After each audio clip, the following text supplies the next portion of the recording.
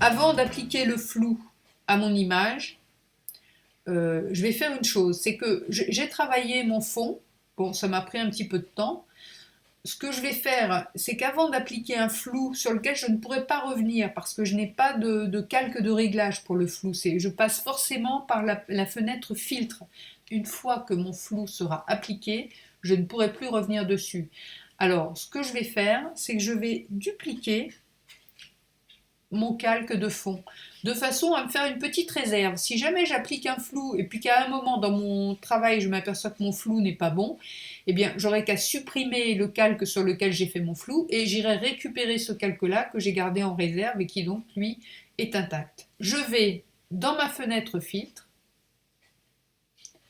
je descends jusqu'à flou. Alors c'est à vous de trouver en fonction de votre version Photoshop où se trouvent les flous dans vos filtres. Et je vais choisir bascule décentrement.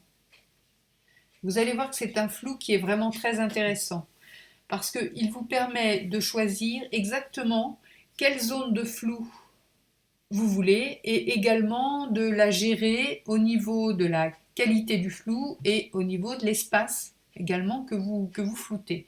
Ici, ce petit rond, ça représente le centre de votre netteté. Donc au-dessus, vous avez une zone, je vais augmenter un peu le flou de façon à ce que vous perceviez mieux la transformation. Voilà. Donc ici, je suis nette entre ces deux lignes continues. Ensuite, au-dessus et en dessous, j'ai une ligne en pointillé. Et entre cette ligne nette et cette ligne en pointillé, vous avez une évolution du flou. Vous pouvez très bien changer ces lignes, soit les rapprocher du centre pour limiter la zone de netteté, soit rapprocher les deux lignes pour limiter en fait la zone dans laquelle le flou évolue, ou au contraire vous pouvez les éloigner si vous voulez que le flou soit beaucoup plus doux, l'évolution vers le flou soit beaucoup plus doux. Donc la première chose que vous devez faire, vous devez placer votre zone de netteté en attrapant le petit cercle et en le plaçant exactement là où vous voulez. Moi, il est bien évident que le bébé est net, donc le sol au niveau du bébé doit être net. Donc je place ce cercle-là au niveau où le bébé repose sur le sol. Ensuite, je veux donc que le flou commence assez rapidement sur le sol, de façon à ce que tout l'arrière-plan soit flou. Alors, vous voyez, le problème, c'est le pied là de la table, qui là est très flou et là ne l'est pas tellement. Ça, c'est un problème. Donc, il faut que je baisse un petit peu plus ma zone, voilà, de façon à ce que, puisque ce pied est vertical, il n'y a pas de raison qu'ici ce soit net et ici ce soit flou. Donc, à vous de travailler pour placer toutes ces lignes de façon à obtenir un flou qui vous convienne et qui paraisse naturel. Voilà. Une fois que vous êtes content, ma foi, vous gérez un peu là la qualité du flou sur cette image-là. Ne faites pas un flou trop important, sinon vous allez avoir une image qui ne sera pas naturelle. Une fois que vous êtes satisfait de la qualité de votre flou, eh bien, vous allez appuyer sur OK. Donc, le petit Léo, maintenant, est sur un fond qui est flou. Vous voyez, au premier plan, il y a peu de choses qui aient changé, simplement au deuxième plan. Il y a un petit défaut là qui me gêne un petit peu. Je vais aller me replacer sur mon masque, agrandir, prendre mon pinceau et aller, voilà, éliminer un peu. Alors, maintenant, j'ai bien le petit Léo qui est sur un masque à part, vous voyez, et le fond qui est flouté. Alors, pour améliorer mon image maintenant, je vais faire quelques réglages. Au niveau du fond, j'ai pas grand chose à faire. Vous voyez, j'aurais pu éventuellement faire disparaître avec mon outil tampon, j'aurais pu faire disparaître avant de faire le flou ces petits détails. Mais bon, ils sont floutés, on va dire que c'est pas très important. Maintenant, je vais travailler le fond et le bébé pour la lumière, les contrastes, la colorimétrie. Je les travaille indépendamment l'un de l'autre. Je vais commencer par le fond. Je renomme d'abord mon calque de fond. Voilà, je le sélectionne. Et je vais aller lui attribuer un réglage. Alors, le réglage, vous avez peut-être l'habitude d'aller dans Images, Réglages, Niveau. Effectivement, vous pouvez changer les niveaux de votre fond. Vous voyez, il n'y a pas de souci, ça marche très bien. Bon, évidemment, vous n'allez pas faire quelque chose d'affreux, là, comme je suis en train de faire. Simplement, c'était pour vous montrer. Effectivement, vous pouvez faire comme ça. Le problème, c'est que ce réglage-là, vous ne pourrez pas revenir dessus. Si à un moment dans votre travail, vous vous apercevez, ah ben non, finalement, mon fond est un petit peu foncé, c'est terminé en passant comme ça. Vous ne pouvez pas revenir dessus, sauf retourner dans votre historique et annuler toutes vos actions pour pouvoir annuler votre réglage. Donc, quand vous voulez faire un réglage, prenez l'habitude, vous sélectionnez votre calque, vous allez sur cette petite icône, ici, un petit cercle, qui est à moitié blanc, à moitié gris, et vous cliquez dessus. Vous avez une fenêtre qui s'ouvre, et là, vous avez vos niveaux. Vous allez donc créer un calque de réglage niveau qui vient s'installer d'office au-dessus du calque que vous avez sélectionné. Un calque de réglage est actif sur tous les calques qui sont en dessous.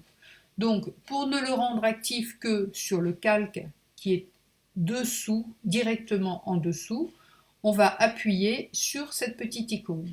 Voilà, vous avez une flèche qui apparaît ici et qui fait que tous les réglages que vous allez faire n'affecteront que ce calque qui est en dessous. Donc, vous réglez vos niveaux comme vous le voulez. Vous savez utiliser les niveaux. Ici, c'est les tons sombres. Ici, ce sont les tons clairs. Vous vous occupez plutôt de la molette du milieu. Ce sont les tons moyens que vous allez assombrir ou éclaircir. Bon, en fonction de votre image, ça pourra être intéressant d'éclaircir ou au contraire d'assombrir le fond. Alors, vous le voyez là, ça assombrit également le devant de l'image, mais je vais vous montrer comment régler ce problème. Donc, on va dire par exemple que là, ça me convient, je fais ce choix. Je clique, je ferme ma fenêtre de propriété. Si à un moment dans mon travail, j'ai envie de revenir sur ce réglage, il suffit que je double-clique ici sur ce petit dessin pour faire réapparaître mes réglages et les changer. Ça, c'est vraiment très intéressant de pouvoir revenir en permanence sur ce que vous avez mis en place comme réglage. Donc ça, c'est le réglage du fond.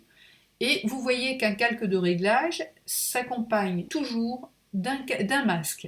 Donc ce masque vous permet tout simplement de choisir sur quelle partie de l'image vous allez faire ce réglage. Si par exemple vous voulez qu'une partie de l'image reste telle qu'elle était avant, il suffit que vous vous placiez sur ce masque, que vous preniez un outil, soit le pinceau pour dégager un détail, soit par exemple votre outil dégradé. Et si par exemple vous voulez qu'ici ça reste sombre mais que le bas reste clair, vous allez tirer votre dégradé comme ça et vous voyez que la partie, vous voyez sur le masque que j'ai mon dégradé qui fait que ici effectivement j'ai mon réglage mais qu'ici mon réglage n'est pas visible. Donc ça dégage un petit peu le réglage de cette partie-là du fond. Donc c'est intéressant aussi à travailler quand vous voulez vraiment affiner votre travail. Bien, j'ai envie aussi de mettre, maintenant je vais m'occuper du petit Léo, j'ai envie de lui ajouter 2-3 petites choses pour le rendre plus intéressant. Alors je vais aussi aller dans calque de réglage. Je me suis placée sur le calque du petit Léo de façon à ce que mon calque de réglage soit au-dessus de ce calque. Vous voyez, il s'installe au-dessus du calque. Si je fais mes réglages directement comme ça, regardez ce qui se passe. Toute la photo va être affectée par mon réglage. Donc, pour que mon réglage ne corresponde qu'à Léo, qu'est-ce que je dois faire? La même chose que tout à l'heure, c'est-à-dire que je vais aller appuyer sur cette petite icône et en fait, le réglage ne concerne plus voilà, le réglage ne concerne plus que le calque de Léo. Alors bien sûr, là c'est un peu à outrance, je vais baisser un petit peu, je le mets sur plus 9 par exemple, J'ai envie qu'il soit un petit peu plus coloré que le fond. Je vais augmenter un petit peu la vibrance aussi. Voilà. Donc je suis à plus 6 et plus 9 et ça me correspond, ça me convient. Si je veux, une fois que j'ai fait mon réglage, que ce soit pour le fond ou pour les hauts, je peux, en cliquant sur le petit œil, vous voyez, je vois la différence. Ici, je vois la différence de réglage du fond. Maintenant, j'ai un ensemble de calques donc, qui correspond à mon travail. Ce que je vais faire, c'est que je vais les regrouper et je vais faire un groupe de calques. Ce qui vous permettra de le faire apparaître ou disparaître et de pouvoir vérifier votre travail par rapport au fichier initial. Pour sélectionner l'ensemble des calques sur lesquels vous avez travaillé, vous allez en sélectionner un, appuyer sur la touche CTRL et sélectionner les autres calques en cliquant bien sur une partie du calque où il n'y a rien. Ensuite, vous allez en face de l'onglet calque, ici, vous avez un petit menu que vous pouvez ouvrir et vous allez appuyer sur Nouveau groupe d'après les calques. Ici, vous avez une fenêtre qui s'ouvre. On vous demande donc de renommer votre groupe de calques, que je nomme Réglage, et j'appuie sur OK. Voilà, vos calques ont disparu. Ils sont maintenant, vous pouvez les faire apparaître en cliquant sur cette petite flèche. Ils sont ici. Vous pouvez refermer le groupe et du coup, voilà, vous faites apparaître, disparaître votre travail en un seul clic. Ce qui vous permet de mieux voir en fait s'il y a des choses qui vous plaisent ou qui ne vous plaisent pas. À ce moment-là, s'il y a des choses que vous voulez changer, eh bien vous rouvrez votre groupe de calques et vous retournez dans vos différents réglages, que ce soit sur le masque de la sélection, sur les réglages que vous avez faits au fond ou les réglages que vous avez faits sur le bébé. Je vais maintenant terminer le travail en ajoutant ce que je fais pratiquement toujours, un calque de réglage dégradé. Le dégradé qui s'affiche, en général, c'est le premier. Dans un premier temps, vous cliquez sur OK. Parce que ce que vous devez faire avant de choisir votre dégradé, c'est d'une part le passer en mode incrustation et d'autre part baisser énormément son opacité. Vous allez le mettre sur une opacité de 20 pour l'instant. Comme pour tous les réglages, vous pouvez faire réapparaître les choix en double-cliquant sur l'icône. Ici, je vais faire réapparaître ma fenêtre de réglage de dégradé. Et je vais ouvrir mes dégradés. Ici, j'en ai énormément. Vous pouvez, il y en a peut-être même qui sont en double. Je n'ai pas vérifié, oui, sans doute d'ailleurs. Et apparemment, j'ai plusieurs dégradés qui sont en double. Si vous n'en avez pas beaucoup à votre disposition, il suffit d'aller les rechercher et d'aller dans cette liste ici, où on vous propose différents types de dégradés. Par exemple, si vous prenez bruit, bon, je mets bruit. Ensuite, on vous propose, voulez-vous remplacer les dégradés actifs, c'est-à-dire tous ces dégradés que vous avez là, par ceux de bruit? Vous pouvez mettre sur OK, mais vous pouvez aussi mettre sur Ajouter, c'est-à-dire qu'au dégradé que vous avez déjà, on vous ajoute une certaine quantité de dégradé qui correspond à bruit. Alors, puisque vous avez fait vos réglages de dégradé, il suffit que vous appuyiez sur une des vignettes et vous allez avoir le dégradé qui s'installe. À vous donc de faire le choix en fonction de ce qui vous plaît. Vous avez des choses un peu aberrantes des fois, mais essayez-les, ça peut être amusant, ça peut donner un style à la photo. Moi, je ne cherche pas spécialement à lui donner un style, mais simplement à la mettre en valeur. Attendez, oui, alors là, vert, bon, c'est un peu coloré, mais pour un paysage avec de la végétation, ça peut être intéressant d'avoir cette couleur verte qui s'imprime sur le fond. Donc, moi, ce que je vais faire, moi, celui que j'aime beaucoup, c'est celui-ci, qui donc est violet au-dessus, un ton un peu froid au-dessus, et un ton un peu chaud devant. Alors, ici, le chaud est en haut et le froid est en bas, ce qui, Je préférerais que ce soit le contraire. Donc, je fais disparaître ma fenêtre en recliquant. Attention, ne cliquez pas sur OK, recliquez à côté. Voilà. Et ici, vous avez possibilité d'inverser le sens du dégradé. Voilà. Moi, ça me convient mieux, en fait. Vous voyez, je préfère ça plutôt que... Voilà, je préfère ça. Avec la partie chaude devant, jaune, et la partie violette, un peu froide, plutôt sur le fond. Donc, je clique sur OK. Et ce que je vais faire, eh bien, je trouve qu'il est peut-être un petit peu fort, mon dégradé. Je vais donc retourner, il est bien sélectionné, je vais retourner là dans mes choix, dans l'opacité, et je vais baisser un petit peu. Une fois que vous avez fait votre dégradé, je vous conseille d'aller le vérifier. Voilà, est-ce que ça vous plaît? Est-ce que ça vous amène quelque chose? Si finalement vous avez un regret, vous recliquez sur la fenêtre de dégradé, vous rouvrez vos dégradés et vous en changez, vous en prenez un autre. Donc à vous de voir ce qui vous convient le mieux et vous pouvez donc à tout moment changer de choix, changer d'idée. S'il y a une partie de votre, par exemple du personnage que vous ne voulez pas soumettre à ce dégradé, eh bien il vous suffit à ce moment-là d'aller sur le masque, de prendre votre pinceau et par exemple, de balayer. Vous voyez, si je balaye le bébé, là, vous voyez apparaître une tache noire, parce que tout simplement, je suis en train de retirer l'application du dégradé sur les jambes du bébé. Bon, moi là, ça ne me choque pas particulièrement, donc je remets le dégradé sur la totalité du bébé.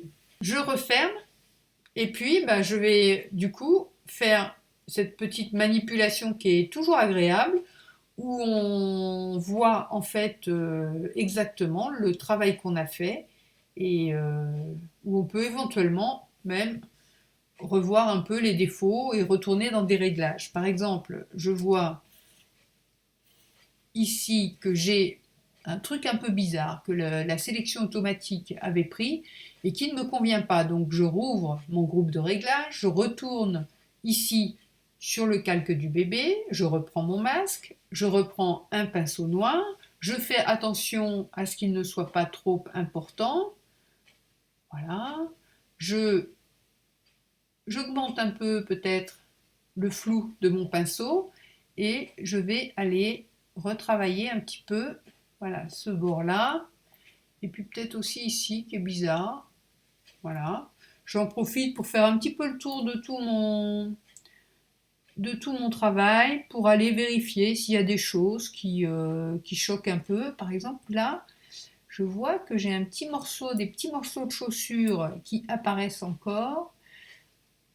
Alors, je réduis donc mon pinceau et je vais aller affiner ça.